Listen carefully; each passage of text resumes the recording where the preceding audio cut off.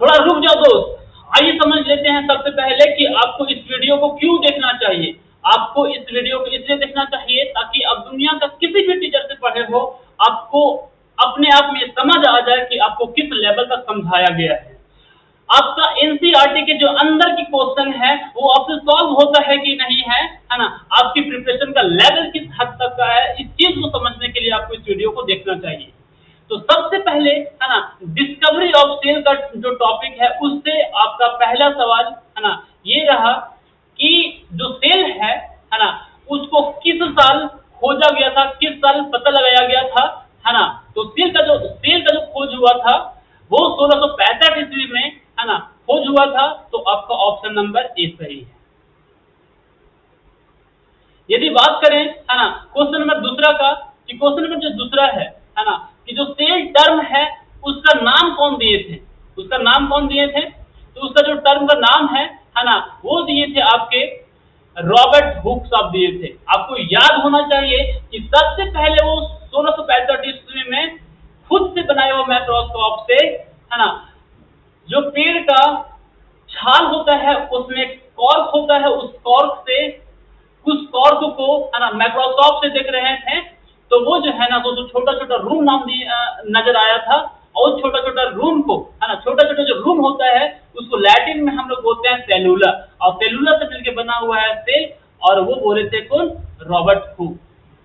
Robert Hooke जो है ना, तो सेल का जो स्ट्रक्चर है, सेल का जो बनावट है वो किसने देखे थे, बैक्टीरिया में नहीं देखे थे है ना, एम्फीबा में नहीं देखे थे, लीफ में नहीं देखे थे, जस्ट बताएं कॉर्क में देखे थे। अगली बात है ना डिस्कवरी ऑफ सेल से है ना, कि सेल के संबंध में, जैसे सेल के डिस्कवरी के संबंध में कौन कौन सा बात है इसमें से सही है। तो सबसे पहली बात ये बोलता है कि सेल जो है ना, तो सबसे पहले पेड़ का जो छाल होता है उसमें देखा गया था। तो सही है भाई, है ना, पेड़ के छाल है उसमें से कॉर्क बनाया जाता है, तो उसमें देखा गया था, सही लग रहा है ना। दूसरा बोलता है जो प्रत्येक सेल है वो सेल वॉल से सेपरेट था। हाँ भाई, जब उन्होंने माइक्रोस्कोप से देखा तो छोटा छोटा रूम नजर आया। अब छोटा छोटा सा रूम था, तो इसका मतलब यही होता है कि जितना भी सेल है ना, सब कुछ ना कुछ पार्टीशन था, सब बटा हुआ था आगे है ना। एक सेल से दूसरे सेल में क्या था है ना, अलग अलग था, मेम्ब्रेन से बटा हुआ था, हो सकता है ना। तो ये मेम्ब्रेन यहाँ पर बोल रहा है कि क्या उन्होंने सेल वॉल से सेपरेटेड था। तो हाँ भाई, ये भी सही है ना। तो वो था cell appearance bacterial colony, bacteria के ग्रुप के जैसा नजर आ रहा था, बैक्टीरिया कॉलोनी के जैसा नजर आ रहा था, ऐसा तो बात नहीं है ना। तो ए और बी दोनों सही है, आपका ऑप्शन नंबर डी। तो डिस्कवरी ऑफ सेल से क्वेश्चन का समाप्ति होता है। फिल इन द ब्लैंक्स थोड़ा सा आप देख लीजिए है ना, कि blanks are assembled to make the body of organism, है ना, कि किस चीज को है ना जमा करके, ग्रुप करके है ना लिविंग ऑर्गेनिज्म का बॉडी में बनता है। तो सेल्स का ग्रुप करके, सेल को असेंबल्ड करके है ना लिविंग ऑर्गेनिज्म का बॉडी को बनाया जाता है या फिर बनता है। और क्या होता है ना, ट्री का बार्क होता है भाई, ट्री का क्या होता है, बार्क होता है। और फिर यहाँ पर होगा सेल। आगे living organism could observe only after the discovery of किसका, cell of the living organism could be observe only after the discovery of, मतलब कि है ना माइक्रोस्कोप को खोज होने के बाद ही लिविंग ऑर्गेनिज्म को का जो सेल है ना उसको देखा गया था, है ना। और जिसका मैग्निफिकेशन क्या था, हाई मैग्निफिकेशन। इम्प्रूव माइक्रोस्कोप से देखा जा सकता है लिविंग सेल के है ना अच्छे से है ना उसके स्ट्रक्चर को। अब दूसरा टॉपिक है सेल के बारे में पढ़ लिए, तो सेल के बारे में क्या क्या बात है ना, वो पूरा जान लेते हैं सेल के बारे में। तो हर एक टॉपिक को पढ़ाऊंगा दोस्त, है ना। आपको इस तरह का वीडियो अच्छा लगता है जिसमें एनसीईआरटी के हर टॉपिक से क्वेश्चन को बना करके आपके सामने पेश किया जाए, तो आप इस चैनल को सब्सक्राइब कर लें, उसको अपना बना लें, ताकि आपको बार बार है ना इस तरह का क्वेश्चन आपके सामने आता रहे, है ना। जब भी इस वीडियो बनाए तो आपके सामने ये इस तरह का बातें आ जाए।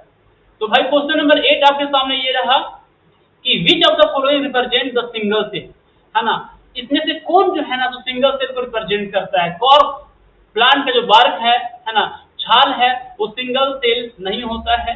ह्यूमन सिंगल सेल से मिलकर बना हुआ नहीं है। डॉग का बच्चा मल्टीसेलुलर ऑर्गेनिज्म है। जो अंडा होता है एग का, किसी का भी अंडा है ना, वो यूनिसेलुलर के अंदर रखा गया है। यूनिसेलुलर सॉरी सिंगल सेल होता है। क्या होता है? सिंगल सेल होता है। आगे, cell are basic structural unit of the living organism. It is called so because होता है कि सेल को है ना लिविंग ऑर्गेनिज्म का स्ट्रक्चरल यूनिट कहा गया है। क्यों? तब बोलता है कि बहुत सारा शेप नजर आता है, बहुत सारा शेप होता है, इसलिए उसका शेप अलग अलग होता है, उसका साइज अलग अलग होता है, इसलिए। तो नहीं भाई, ऐसा बात नहीं है ना। इसका स्ट्रक्चरल इसलिए कहा गया है ना, क्योंकि जितना भी लिविंग ऑर्गेनिज्म का बॉडी है, उसका जो सबसे छोटा टुकड़ा होता है, उसका जो सबसे बेसिक स्ट्रक्चर है ना, सबसे जो छोटा स्ट्रक्चर है वो सेल होता है ना। तो ये बात सही है कि smallest part of the living है ना ऑर्गेनिज्म कौन होता है? सेल होता है ना। जो लिविंग पार्ट का लिविंग ऑर्गेनिज्म का जो पार्ट होता है वो सबसे छोटा कौन होता है? सेल होता है।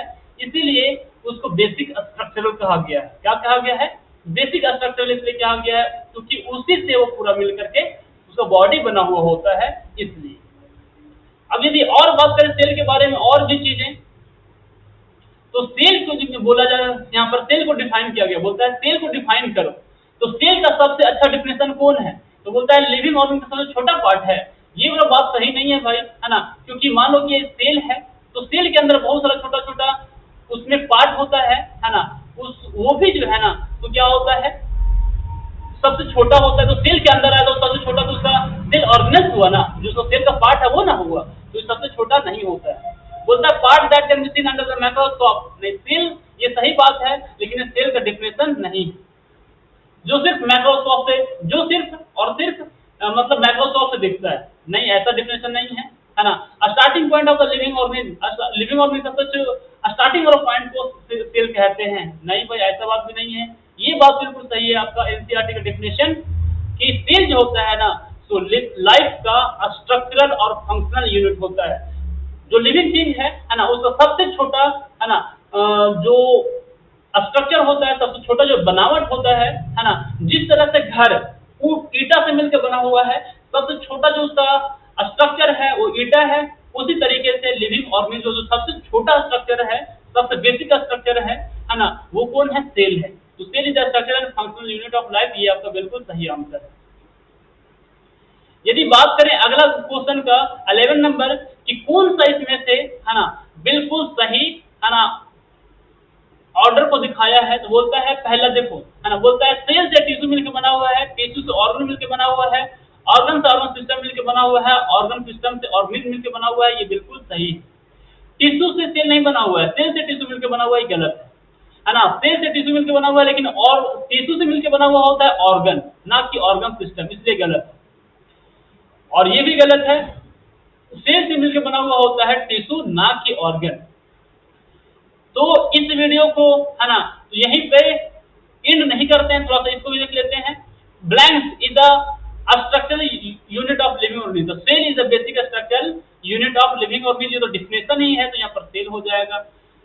सेल ऑफ किसका सेल जो होता है ना, तो सिंगल सेल होता है। ऑस्ट्रिच बोलो, हेन का एग बोलो, सबका जो सेल होता है ना, एग होता है ना, वो क्या होता है? सिंगल सेल होता है। Cell in the living organism are है ना, क्या बोलता है? लिविंग ऑर्गेनिज्म सेल होता है वो क्या होता है? Cell of the living organism are है ना, सेल जो होता है लिविंग ऑर्गेनिज्म का है ना, वो क्या होता है? Basic structure, basic living structure होता है ना। सबसे छोटा इकाई होता है, सबसे छोटा टुकड़ा होता है ना, ये बोल सकते हैं है ना, जिससे मिलकर बना हुआ होता है उसका सबसे छोटा भाग होता है।